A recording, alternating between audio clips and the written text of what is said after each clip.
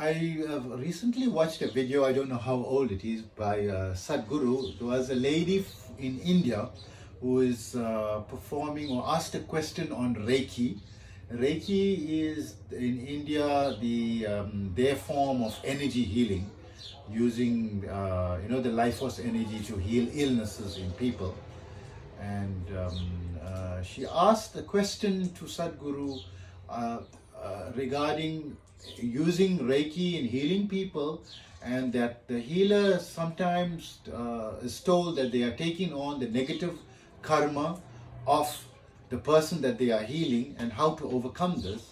And Sadhguru responded that the way to do it is not to do the healing at all. Don't do it.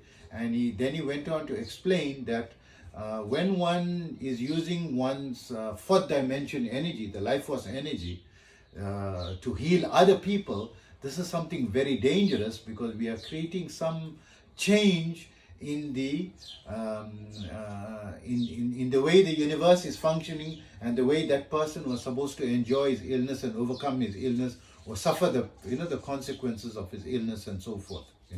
More in that line. I could be wrong in the wording, but he definitely rejected healing, and he was against people using the energy of healing to heal other people. This is very clear. And of course, I reject that idea or that opinion respectfully, because of course we have to speak respectfully about, because Sadhguru is doing a lot of good in the world.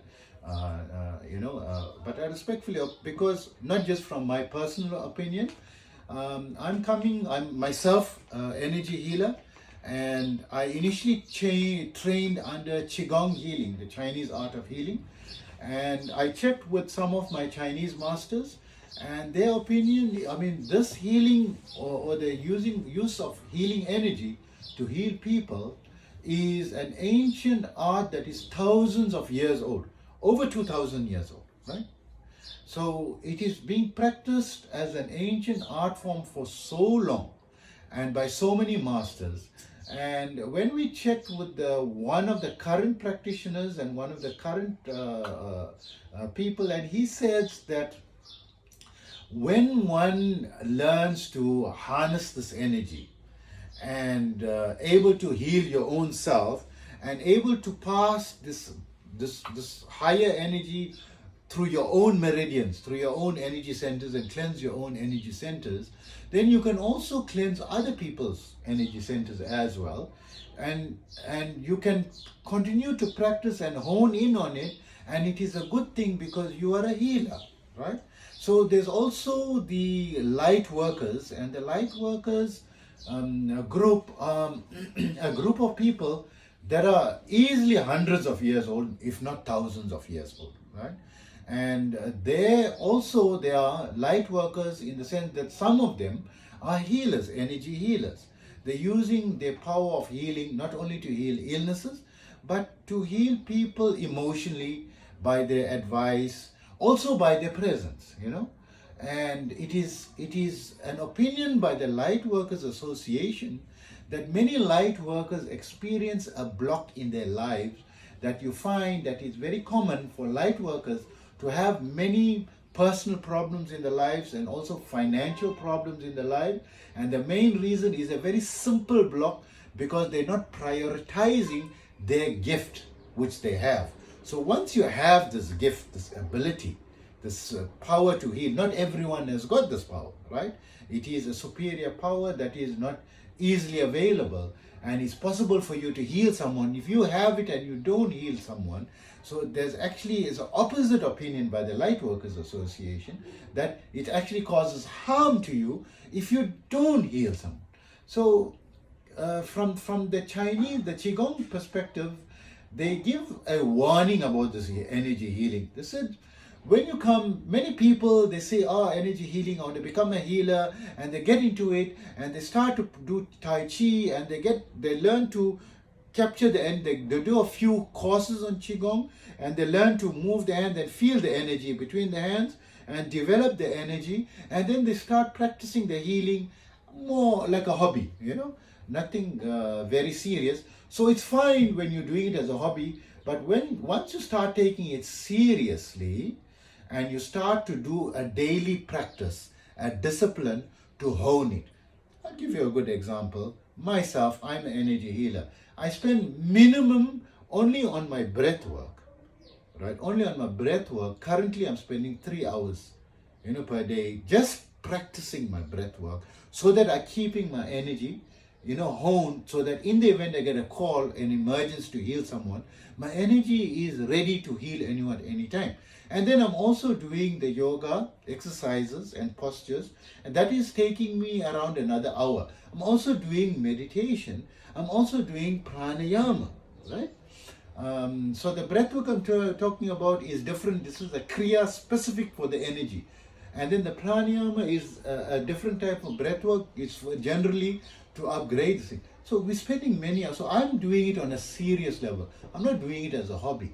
So someone who's doing it as a hobby, it's fine for them to experiment and so forth. But the Qigong healers said those that are taking it seriously should not be chopping and changing the methods. I can't say now I'm doing the prana healing and I want to change from prana or kundalini healing, which I'm using, to cosmic energy healing.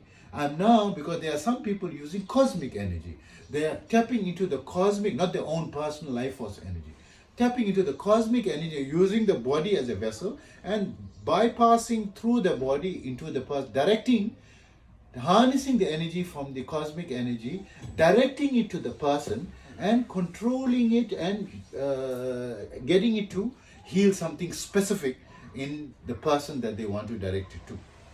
Right? So that is a different type of healing. Then you get touch healing, remote healing, aura healing. So you get different types of healing. So this is a don't experiment. When you're doing one type of healing, stick to your type of healing.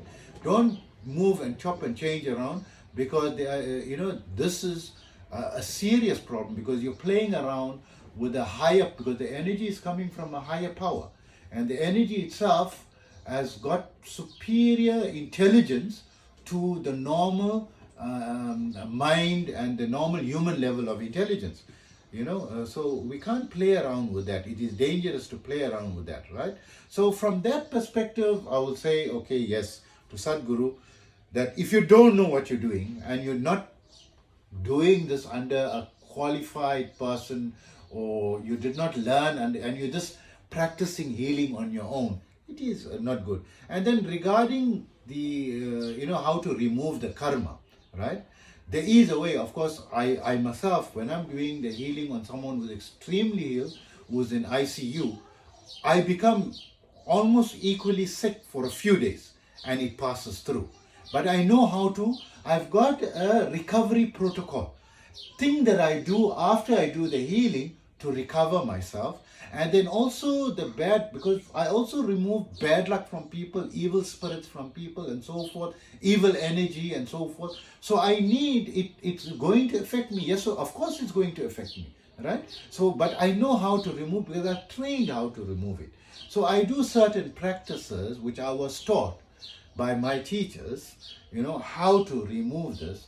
So of course, if you are not aware of how to have a recovery protocol in the energy healing and also in the karma, to remove the karma, then in that sense, yes, it's dangerous. In that sense, we'll say, yes, I agree, with the Satguru, don't do it if you're on that level. And it's also dangerous from you from a Qigong perspective.